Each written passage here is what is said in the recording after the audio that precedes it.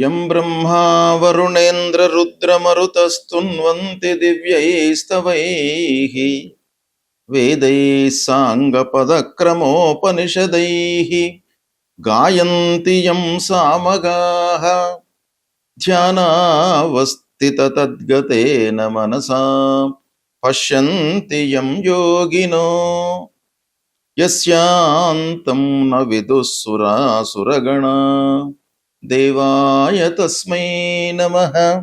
శ్రీ మహాగణాధిపతయే నమః. శ్రీ మహాసరస్వత్యై నమః. శ్రీ గురుభ్యో నమః. శుక్రగోచారము అంటే శుక్రుడు రాశి మారుతున్నటువంటి సందర్భంలో జాతకునికి ఎలాంటి ఫలితాలు ఇస్తాడు? శుక్రుడు శుభగ్రహము కాబట్టి శుక్రుడి యొక్క సంచారము తద్వారా కలిగేటువంటి ఫలితాలు మనకు చాలా ముఖ్యమైనటువంటివి.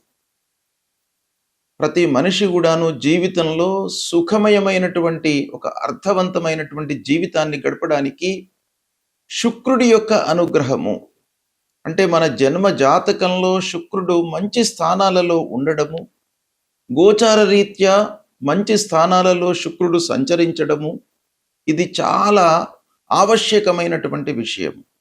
కనుక శుక్రుడి యొక్క ఫలితం పైన మనము ఫోకస్ పెడదాం.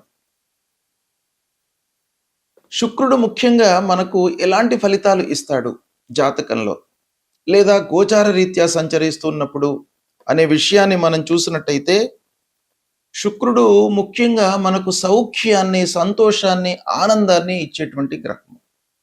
అదేవిధంగా సంతోషము జీవితంలో ఉండాలి అనంటే కొంతవరకు ధనం కూడాను మనకు ప్రాప్తమై ఉండాలి, అంటే సంప్రాప్తం కావాలి.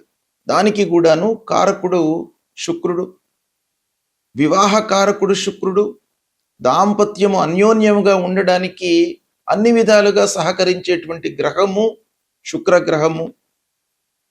ప్రేమ వ్యవహారాలు, వాహనాల విషయం మూలకంగా మనకు సంతృప్తి జీవితంలో పొందడము, స్త్రీల విషయంలో మనము సంతోషంగా ఉండడము, స్త్రీల మూలకంగా మనకు పనులు నెరవేరడము, విలాసవంతమైనటువంటి జీవితం గడపడము, ఒప్పందాలు చేసుకోవడం, ఆర్థిక ఒప్పందాలు కానివ్వండి, పని విషయంలో ఒప్పందాలు కానివ్వండి, వీటన్నిటికీ కూడాను శుక్రుడు కారకుడు అన్నమాట. అంతేకాకుండా జీవితంలో ఆనందము, శృంగారము, అలంకారము, వ్యాపార విషయంలో లాభాలు, ఇవన్నిటికీ కూడాను కారకుడు శుక్రుడు. అలాంటి శుక్రుడి యొక్క గోచారము ఎలా ఉంది, అన్ని రాసులకు, ద్వాదశ రాసుల వారికి ఎలా ఉంది అనేటువంటి విషయం మనము తెలుసుకుందాం. మకర రాశి వారికి శుక్ర గోచారము ఎలా ఉందో తెలుసుకుందాం. 14 మే 2026 నుండి 8 జూన్ 2026 మధ్యకాలంలో మిథున రాశిలో శుక్రుడు సంచరిస్తున్నాడు. అంటే మిత్రస్థానం లోపల సంచరిస్తున్నాడు శుక్రుడు. అంటే మకర రాశికి అధిపతి శని, శని శుక్రుడు మిత్రులు, శుక్రుడు బుధుడు మిత్రులు. ఇలా మనకు ఈ శుక్రుడు, శని, బుధుడు వీళ్ళ మధ్యన సఖ్యత ఉంది. అయితే మకర రాశి వారికి శుక్రుడు మిథునంలో సంచరిస్తున్నాడు గనక 6వ స్థానం అవుతుంది. 6వ స్థానము గోచార రీత్యా ప్రతికూలమైనటువంటి స్థానం. అయితే ఈ ఒక్క స్థానము మూలకంగా మనకు ప్రతికూల ఫలితాలు ఉన్నప్పటికీ ఓవరాల్ కాంబినేషన్ చూసినట్టయితే మీకు మంచి ఫలితాలే ఎక్కువగా కనబడుతున్నాయి. కాబట్టి మనము 6వ స్థానం లోపల సంచారం గనక పోటీతత్వం బాగా పెరుగుతుంది. ఎవరికి? వ్యాపారస్తులకు కానివ్వండి, సెల్ఫ్ ఎంప్లాయ్మెంట్లో ఉన్నటువంటి వాళ్ళకు కానివ్వండి, స్వయం వృత్తిలో ఉన్నటువంటి వాళ్లకు, కళాత్మక రంగంలో ఉన్నటువంటి వాళ్లకు పోటీతత్వం పెరుగుతుంది. అంటే కాంపిటీటర్స్ బాగా ముందుకు వస్తారు. వాళ్ళ మూలకంగా కొన్ని ఇబ్బందులు తలెత్తే అవకాశాలు ఉన్నాయి. అయినప్పటికీ మీరు నిలబడతారు. ఆ కాంపిటీటర్స్తో మీరు నిలబడి విజయాన్ని పొందేటువంటి అవకాశం బాగా కనబడుతుంది. ఇకపోతే పని లోపల ఒత్తిడి ఉంటుంది. శ్రమ ఎక్కువ అయినప్పటికీ ఫలితం చివరికి మీకు అనుకూలంగా లభిస్తుంది. ఇకపోతే శత్రువులపై కొంత మీరు కన్ను వేసి ఉంచాలి. అంటే 6వ స్థానం శత్రుస్థానం, గోచార రీత్యా ప్రతికూలం, మిగతా ఫ్యాక్టర్స్ అనుకూలంగా ఉన్నాయి కాబట్టి కొంత మీరు జాగ్రత్తగా గిట్టని వారితో ఒక కన్ను వేసి వాళ్ళ విషయం మీరు ఆలోచించినట్టయితే మీకు సత్ఫలితాలు పొందేటువంటి అవకాశాలు ఉన్నాయి.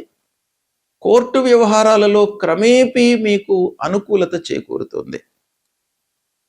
ఇక పూర్వము తీసుకున్నటువంటి అప్పుల విషయంలో మట్టుకు కొంత జాగ్రత్త వహించాలి. ఆరోగ్యపరంగా నిలకడగా ఉంటుంది, అయినప్పటికీ మీరు శ్రద్ధ వహించాలి. వ్యాయామం చేయడము, ధ్యానము చేయడము, భగవంతునిపై మనస్సు నిలపడము, ఇలాంటివి తప్పకుండా చేయాలి. ఇక ఉద్యోగంలో పోటీ పెరుగుతుంది. సహచరులతో అంటే ఉద్యోగంలో సహ ఉద్యోగులతో కొంత విభేదాలు తలెత్తేటువంటి అవకాశాలు ఉన్నాయి. కాబట్టి మీ పనిలో మీరు నిమగ్నమై ఉన్నట్టయితే కొన్ని విషయాలను మీరు అవాయిడ్ చేయడానికి అవకాశాలు ఉన్నాయి. ఇక వ్యాపారస్తులకు ఖర్చులు బాగా పెరిగే సూచనలు ఉన్నాయి. అనవసరమైనటువంటి వాదనల మూలకంగా కొన్ని ఇబ్బందులు. ఇక స్త్రీల విషయం ఆలోచించినట్టయితే అన్ని రకాలుగా సహాయ సహకారాలు అందుతాయి. కొంత మాటకు కట్టుబడి ఉన్నట్టయితే కుటుంబంలో మీ మాట చెల్లుబాటు అవుతుంది. చిన్న చిన్న విభేదాలు వచ్చినప్పటికీ ఫైనల్గా మీ మాటకు అందరూ కూడాను గౌరవాన్ని ఇస్తారు. విద్యార్థులకు శ్రమతో కూడుకున్నటువంటి ఫలితాలు ఉంటాయి. కాబట్టి మీరు కఠోరమైనటువంటి శ్రమ ఈ సమయంలో మీరు చేయాలి. ఇక పోటీ పరీక్షలలో జాగ్రత్తగా ఉండాలి. ప్రిపరేషన్ బాగా అవసరం ఈ సమయం లోపల. ఇకపోతే పాత సమస్యలు పరిష్కరింపబడతాయి. ఆరోగ్యపరమైనటువంటి సమస్యల మూలకంగా కొన్ని ఖర్చులు ముందుకు వస్తాయి. ఇకపోతే సేవారంగంలో ఉన్నటువంటి వారికి బాగా అనుకూలత కనబడుతుంది. సహనం పాటిస్తే మీకు చాలా సమస్యలు పరిష్కరింపబడతాయి. వాహనముల మూలకంగా జాగ్రత్తలు తీసుకోవాలి. వాహనాలను ఉపయోగించేటప్పుడు వాటి యొక్క వినియోగం మూలకంగా మీకు ఖర్చులు పెరగడము, సమయం వృధా కావడము, ఇలాంటివి గోచరిస్తున్నాయి. ఆర్థిక నియంత్రణ, డబ్బు విషయంలో మీరు కొంత పొదుపుతో అంటే ఖర్చులపై నియంత్రణ అనేటువంటిది చాలా అవసరం ఈ సమయం లోపల.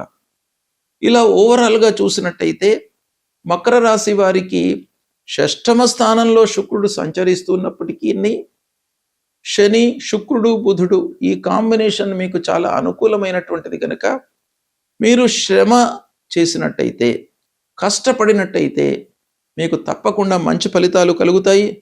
విద్యార్థులు కూడాను కొంత శ్రమతో మీరు ఏకాగ్రతతో చేసినట్టయితే పోటీ పరీక్షలలో మంచి స్థాయిలో నిలుస్తారు. కొన్ని విషయాలలో జాగ్రత్తలు తీసుకోవడము ఈ సమయంలో అవసరం. శుక్ర గోచారము అత్యంత ప్రాధాన్యతను సంతరించుకున్నటువంటి సంచారము. శుభగ్రహాలలో శుక్రుడు చాలా ముఖ్యమైనటువంటి గ్రహము. అయితే ఇలాంటి శుక్రుడు ప్రతికూలంగా ఉన్నప్పుడు, అంటే సాధారణంగా శుక్రుడికి గోచార స్థానాలు ఎక్కువగా చెప్పబడి ఉన్నాయి. అంటే శుభస్థానాలు ఎక్కువగా ఉన్నాయి. 12 స్థానాల లోపల 9 స్థానాలలో సంచరిస్తున్నటువంటి సమయంలో శుభ ఫలితాలను ఇస్తాడు. కేవలము శుక్రుడికి కవి అగ దశ షడ్ వర్జ అన్నారు శాస్త్రం. అంటే శుక్రుడు 6వ స్థానము, 7వ స్థానము, 10వ స్థానము, ఈ 3 స్థానాలలో సంచరిస్తున్నటువంటి సమయం లోపల ప్రతికూలమైనటువంటి ఫలితాలు ఇస్తాడు. మిగతా అన్ని స్థానాల లోపల కూడాను శుభ ఫలితాలను ఇస్తాడు. అంటే దాదాపు 9 స్థానాలలో శుభ ఫలితాలను, 3 స్థానాలలో సంచరిస్తున్నప్పుడు ప్రతికూలమైనటువంటి ఫలితాలను ఇస్తాడు. అంటే సాధారణంగా శుక్రుడి యొక్క సంచారము 75% మనకు మంచి ఫలితాలను ఇచ్చే అవకాశాలు ఉంటాయి. అయితే ఈ స్థానము, గోచార స్థానము ఒకటే కాకుండా రాశి అధిపతి, మన రాశికి అధిపతి ఎవరు, ఈ శుక్రుడు మన రాశికి ఎలాంటి సంబంధం ఉంది, శుక్రుడు ఏ రాశిలో సంచరిస్తున్నాడు, ఈ సంచరిస్తున్నటువంటి సమయంలో ఏదైనా పాపగ్రహ వేద ఉందా, విపరీత వేద ఏదైనా ఉందా, వీటన్నిటిని కూడాను పరిగణనలోకి తీసుకోవాలి. ఓవరాల్గా మనకు ప్రతికూలంగా ఉన్నప్పుడు మనం ఏం చేయాలి? సాధారణంగా 6, 7, 10 ఈ స్థానాల్లో సంచరిస్తున్నప్పుడు మనకు దుష్ప్రభావాన్ని ఇచ్చేటువంటి అవకాశాలు ఉన్నాయి. తద్వారా ఎలాంటి ఫలితాలు వస్తాయి దుస్థానాలలో సంచరిస్తున్నప్పుడు అనంటే, ఖర్చులు పెరుగుతాయి, మానసికంగా ఒత్తిడి పెరుగుతుంది, దాంపత్య విషయాలలో కొన్ని ఇబ్బందులు. శుక్రుడు దాంపత్యానికి కారకుడు కాబట్టి మనకు గోచార రీత్యా ప్రతికూలంగా సంచరిస్తున్నప్పుడు భార్యాభర్తలు కొంచెం సహనంతో ఉండాలి. అంటే వాళ్ళ విషయం లోపల కొంత జాగ్రత్త అవసరము. విలాసవంతమైనటువంటి ఖర్చులు పెట్టిస్తాడు కాబట్టి ఆ ఖర్చుల నియంత్రణ కూడాను మనకు అవసరము. అయితే ఇవన్నీ ఉన్నప్పటికీ పరిహారం మనం ఏం చేసుకోవాలి అనేటువంటి విషయం కూడాను ప్రధానమైనటువంటి అంశము. అయితే శుక్రుడు ప్రధానంగా ప్రతికూలంగా ఉన్నప్పుడు మనము శుక్రుడికి సంబంధించినటువంటి మూలమంత్ర జపం చేసుకోవడము, మహాలక్ష్మి అష్టోత్తరాన్ని ప్రతినిత్యం కూడాను పఠించడము, అమ్మవారిని పూజించడము, అమ్మవారి దేవాలయానికి వెళ్ళడము, ఇలాంటివి చేసినట్టయితే మీకు శుక్రుడి యొక్క అనుగ్రహం లభిస్తుంది. ముఖ్యంగా తెల్లటి వస్త్రాలను మీరు ఎక్కువగా ధరించండి ఈ సమయం లోపల. తద్వారా మీకు శుక్రుడి యొక్క అనుగ్రహం లభిస్తుంది. మీకు మంచి ఫలితాలను ఇస్తాడు. కనుక భగవంతుణ్ణి మనము స్మరించడము, కీర్తించడము, పూజించడము ఈ సమయం లోపల చాలా అవసరము. అది చేయండి. శుక్రుడు మీకు ప్రతికూలంగా ఉన్నప్పటికీ ఆనందమయమైనటువంటి జీవితాన్ని ఇస్తాడు. శుభం.